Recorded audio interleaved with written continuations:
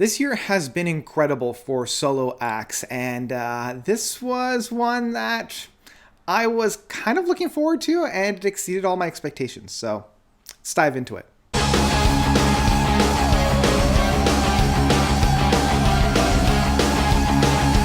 Vortex by Derek Sherinian. So for anybody that doesn't know, Derek Sherinian is Sherinian. Anyway, Derek is a American piano keyboard aficionado. I think he broke onto the scene most prevalently with Dream Theater and their Falling into Infinity album. He replaced Kevin Moore on keyboards and then was replaced by Jordan Rudess. So he was in other bands like Planet X and Platypus, and most notably and most recently teaming back up with Mike Portnoy with Sons of Apollo. And one of the things that really did kind of put Derek on the scene is his command of not only the atmosphere of music and like really nailing down different soundscapes and sound structures, but being able to play pretty fast. What he also was doing was a lot of like kind of infusing a lot more jazz styles within his piano works, a lot more of this like avant-garde, really trying new things with different sounds. And I really appreciated that. I really liked it. Now, he has done a handful of solo works, and in fact, this one is his 9th studio release following his 2020 album of The Phoenix. I feel as though Derek really took what he learned with The Phoenix and applied it to this one, because I feel as though this one's probably his strongest solo work to date. You know, I really, really enjoy a lot of the meaty aspects and a lot of the really grounded playing styles on here. And a lot of that is also due with the amount of features that he has on here. Like each song, outside of one song of Scorpion, has another personality on here. And I love how each personality is given space and given the opportunity to showcase that personality and really play within it. This is seen right from the beginning with the Vortex, the title track with Steve Stevens. And Steve is known best for, you know, working with Billy Idol and collaborating with him. And that is definitely found on this. It has a little bit more of that like 80s big arena hair metal glam on it, but there's this really fun aspect that's found within it that kind of supersedes that and recontextualizes it in a new era. It's got a lot of different textures on there that we would hear from like a horror movie that I really appreciate, and it always has this fun aspect, and the two are really able to play off one another, and this is something that is found within all the collaborations on this album, with Derek essentially being kind of the main man and then other people coming on to kind of fill it out. And the album opens up beautifully and it hooks me right from the beginning. It's very memorable, it's very punchy.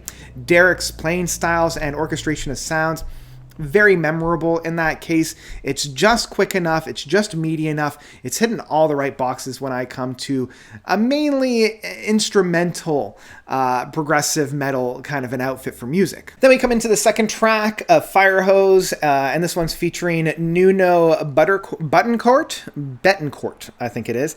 He is a Portuguese-American guitarist that is known for the band of Extreme, and it's fun, you know, and this is one of the things that I really enjoy about this album, is that the music never really takes itself too seriously, and it really is just a jamming between these two musicians. And I like how they kind of go back and forth between it. Again, it's punchy, it's powerful, it's fast-paced, it's gripping, but this one has a lot more of that fun atmosphere to it. You know, it almost feels as though Derek and Nuno are kind of playing around one another and chasing each other around. It's almost like a really interesting game of tag in that sense. Then we come into the third track of Scorpion, and it's a little bit more jazzy in approach. You know, this was something that Derek doesn't really flirt around with too much, but I really enjoy when he does. And it's like blending of like this jazz bar, almost lounge bar jazz piano, but played around with a very punchy rhythm section that's very akin to, you know, the usual modern progressive metal landscape. It feels very Keith Emerson in that sense. You know, like I'm getting flavors of Tarkus on here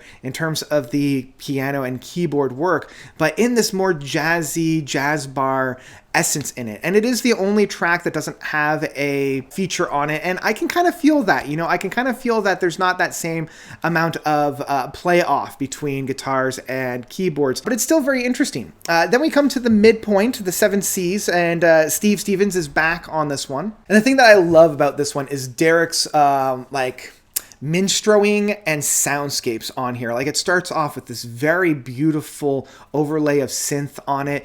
It's dripping in different textures on the synthesizers that I really, really do appreciate.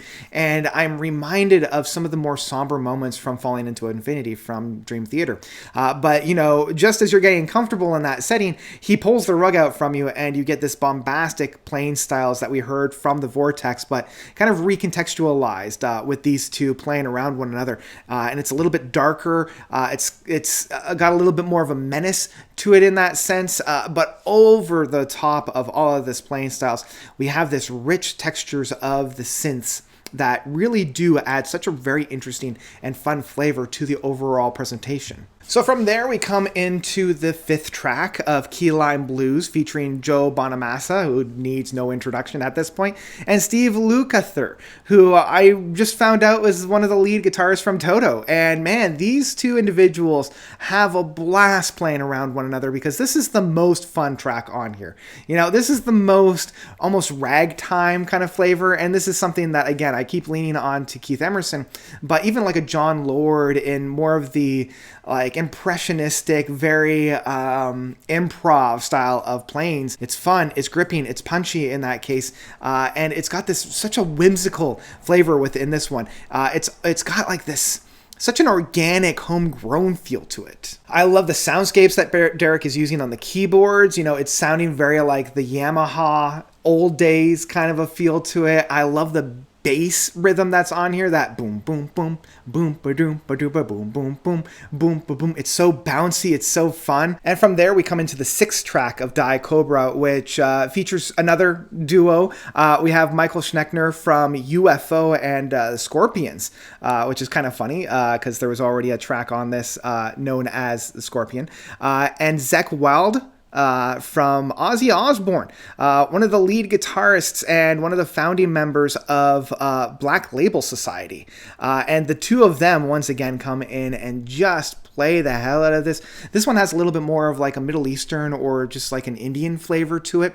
I love how it almost starts off with this like sitar sound to it, and it has like this really grooving kind of a flow to it. It's so flowing, like silk caught in a breeze, or like the waves of water. It's very liquid in that sense, but it still has that tension, liquid tension, in its approach and its styles. It's probably the most grooving track on it. It's a little bit more subdued, like it's not quite as bumping and powerful as some of the ones that came before it, but it still has that punch, you know, it still has that teeth on it. And a part of it is just how these individuals are playing around with one another. And I love how everybody gets a moment to shine on this track, and all the tracks that I've mentioned before that. You know, we have this really jaw-dropping